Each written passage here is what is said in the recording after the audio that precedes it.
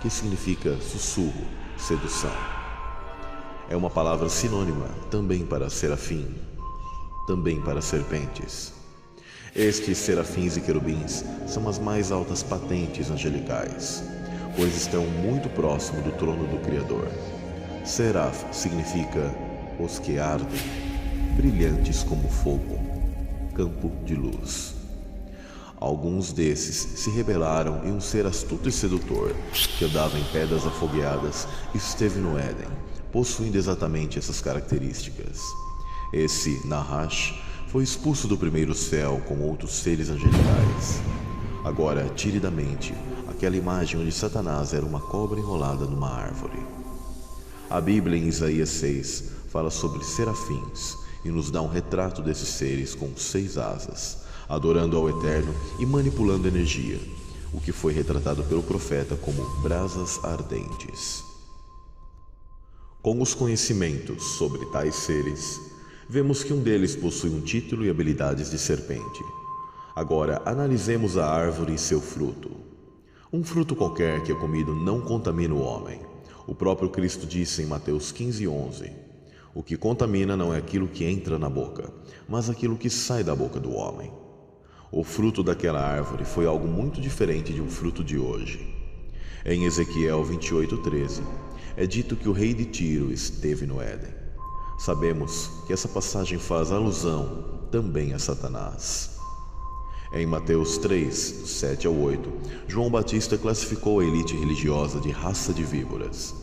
Exortou que os mesmos produzissem frutos de arrependimento, que não se defendessem como se fossem filhos de Abraão, e ainda falou sobre o machado, que já está posto sobre a raiz das árvores. Satanás é retratado como a árvore do conhecimento do bem e do mal, e produziu um fruto, que é a obra má, não uma maçã ou fruto literal. Aliás, a maçonaria utiliza muito a simbologia da maçã, inclusive para retratar Isaac Newton, descobrindo a suposta gravidade. Mateus 12:33, Cristo diz que pelos frutos conhecereis a árvore, pois cada árvore produz segundo a sua espécie. Se comermos uma maçã, abacaxi, laranja ou qualquer outra fruta, nenhum conhecimento se aumenta do bem ou do mal, e não passaremos a enxergar outras coisas.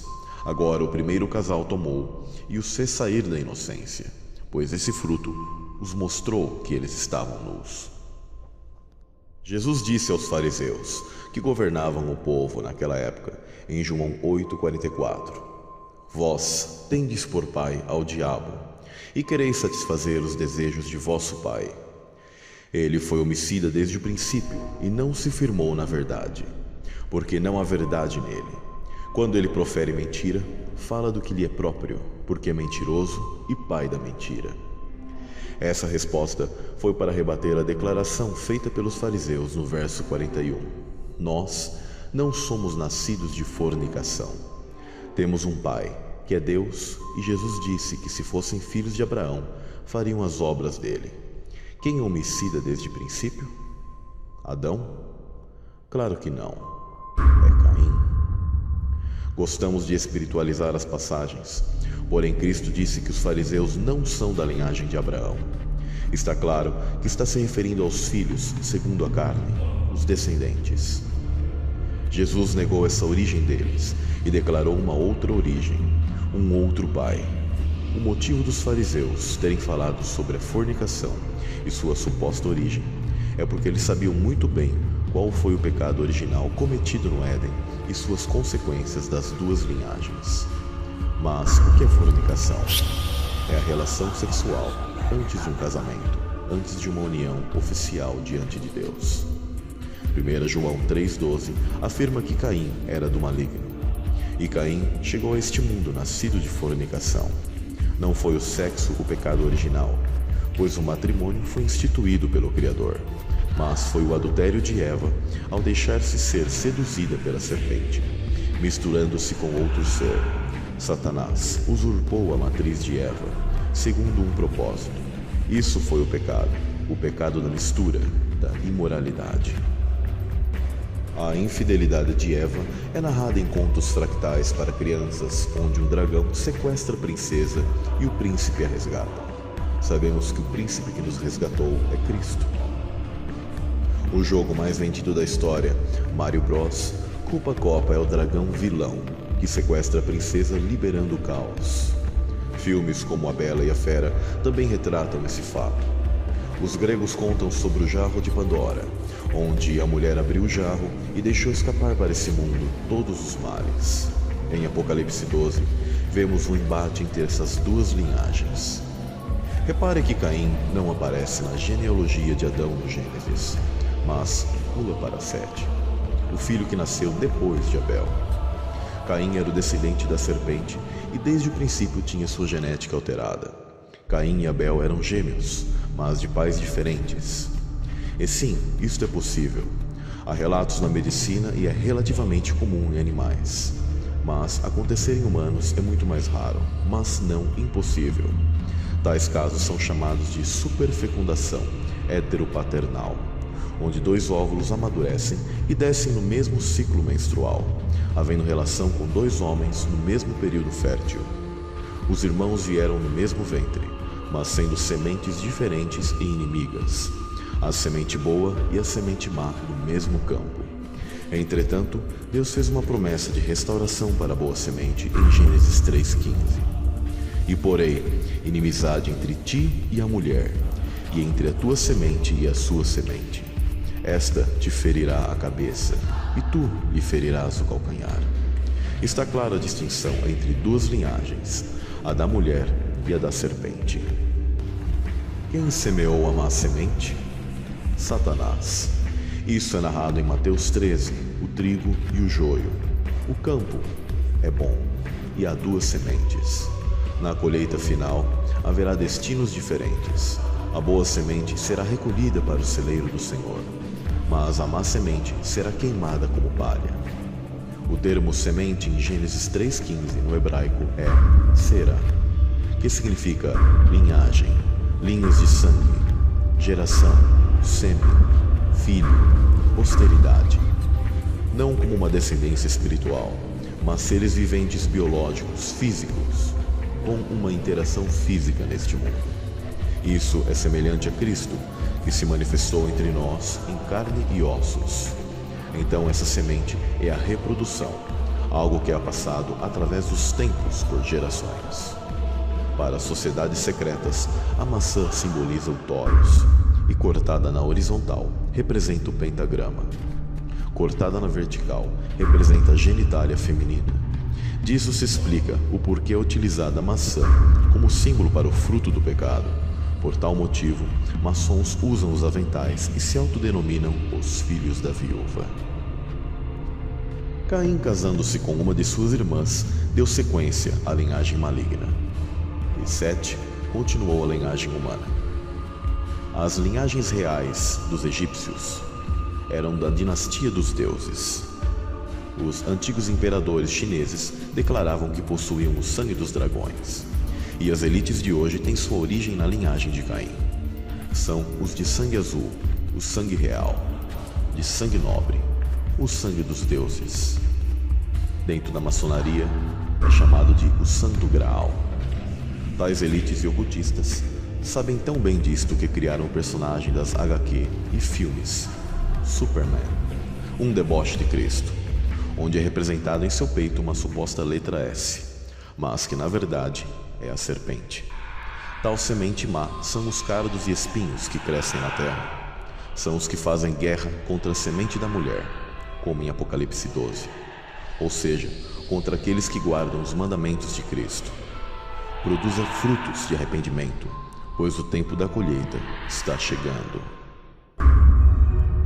Podemos observar ligação da semente da serpente nas dinastias egípcias, através de sua mitologia e de seus trajes reais. Eram representados no Nemes, que é o capuz faraônico, na testa do faraó, com a incumbência de incutir terror nos inimigos do Estado.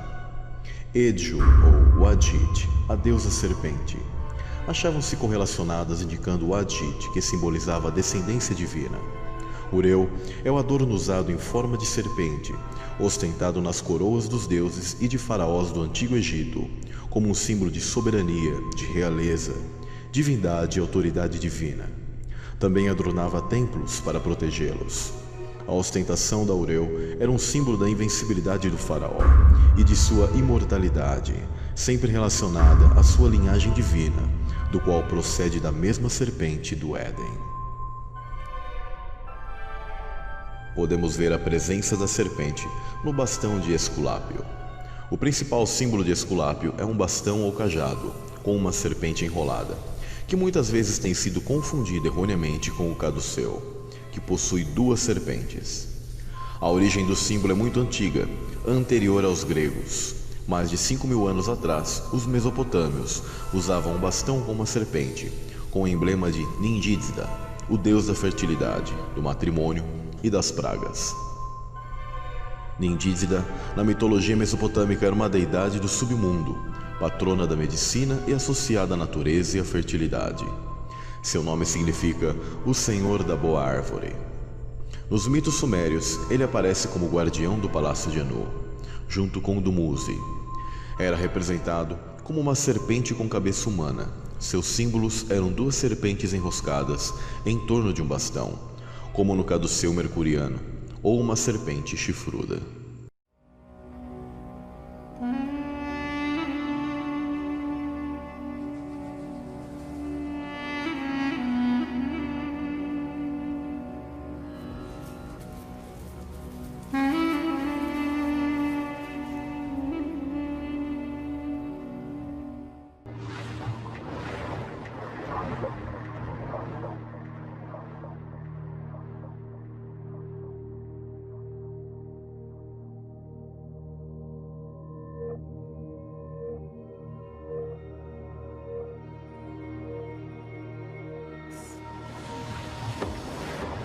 O acesso do Axis Mundi, ou Eixo do Mundo, no centro-norte, é fechado para a semente maligna. E eles não possuem o acesso à árvore da vida, que é a escolha, o livre-arbítrio, pois já traçaram sua escolha. O máximo que puderam fazer foi adentrar pelo portal das águas, que é nascer nesse mundo físico, através do útero de uma mulher, assim como Cristo o fez. Cristo nos mostrou como proceder e acessar nossa árvore da vida interna através do amor, e nos abriu novamente, após a morte, a chance de ressurreição para herdar a vida eterna que perdemos. Atravessando o portal da árvore da vida, rompendo a cúpula terrestre e tendo acesso às dimensões superiores.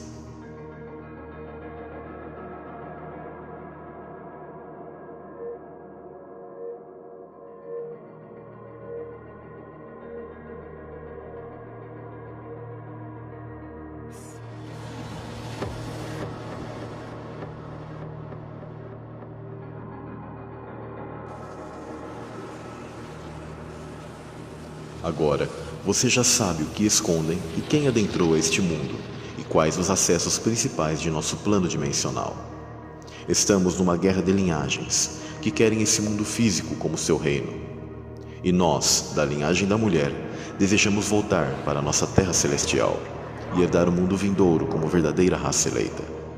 A cosmologia da Terra plana é uma batalha entre Israel espiritual transcendente, que possui uma Jerusalém celestial, contra a Babilônia transcendente e espiritual de uma raça de víboras e entidades más, que buscam nesta Jerusalém física, neste mundo caído, se estabelecer e lutar contra o retorno do Rei, do único Messias, que sempre rejeitaram.